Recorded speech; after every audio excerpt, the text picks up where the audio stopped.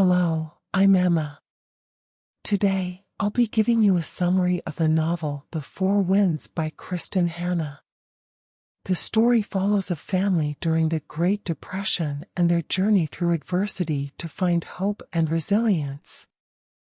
Here's a summary of the story. Without any further ado, let's dig in.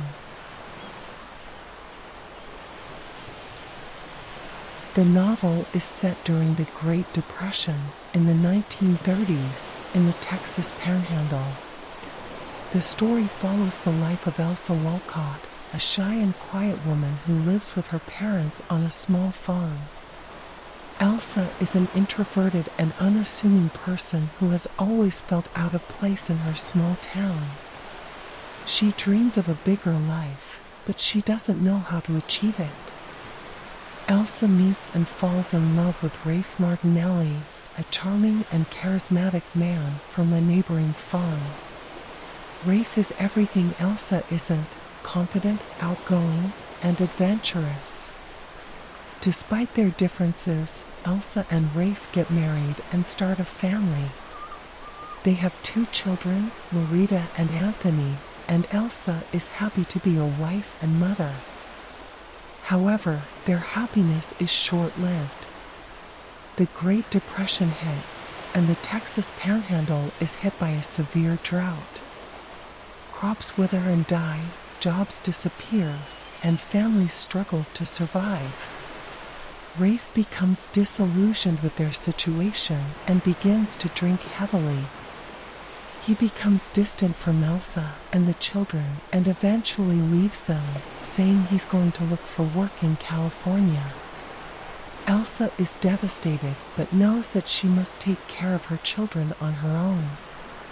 She sells their farm and belongings to keep her family alive, but it's not enough. The drought continues, and the dust storms become more frequent and more severe. Elsa's situation becomes increasingly dire, and she is forced to make difficult choices to keep her family alive. When Loretta is expelled from school for standing up to a racist teacher, Elsa realizes that she needs to find a way out of Texas. She decides to take her children to California, where she hopes to find work and a better life. She packs up what little they have and sets out on the road with Loretta and Anthony. The journey is long and difficult, and they face many challenges along the way.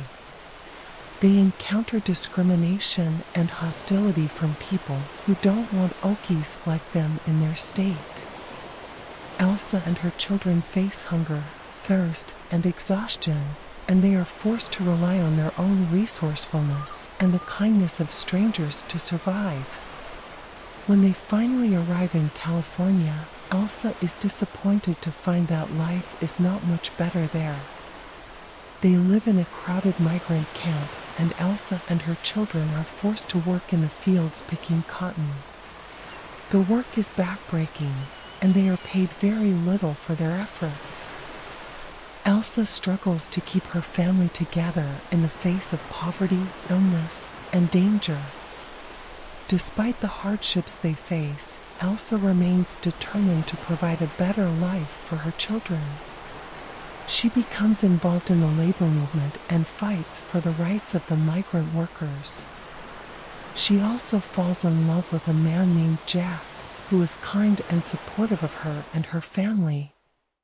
However, as tensions rise between the workers and the landowners, Elsa and her family become the targets of violence and intimidation.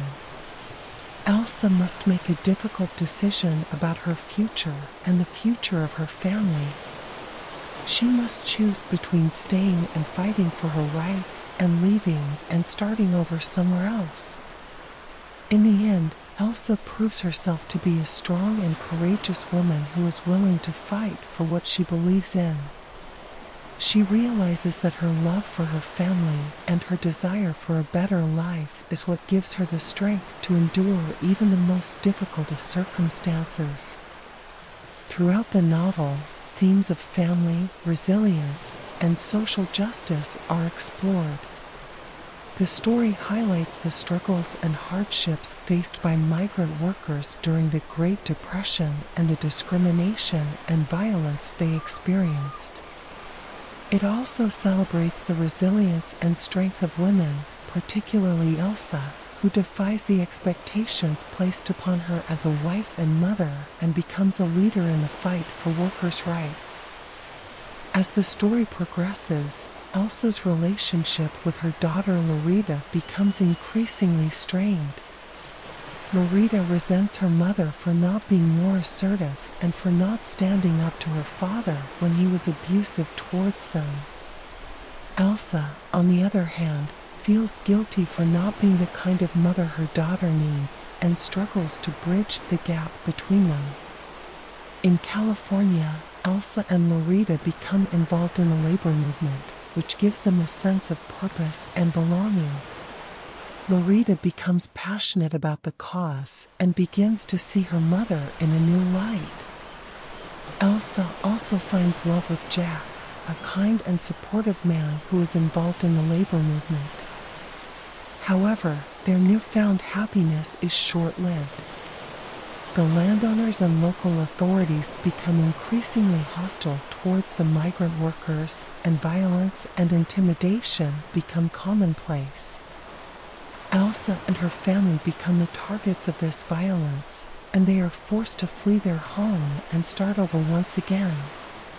The novel culminates in a powerful and emotional scene where Elsa and her family make a stand for their rights and their dignity.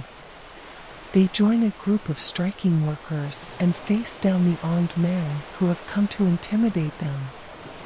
Elsa realizes that she has finally found her voice and her purpose, and that she is willing to risk everything for the sake of her family and her community.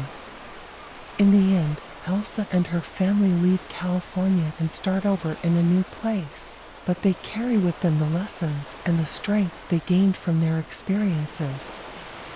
The novel ends with a sense of hope and resilience, as Elsa reflects on the journey she has taken and the person she has become. Overall, The Four Winds is a moving and powerful story of love, resilience, and courage in the face of adversity. It portrays the struggles and hardships of a generation of Americans during one of the most challenging times in our history and celebrates the strength and resilience of those who endured. The novel is a testament to the human spirit and the power of hope, even in the darkest of times.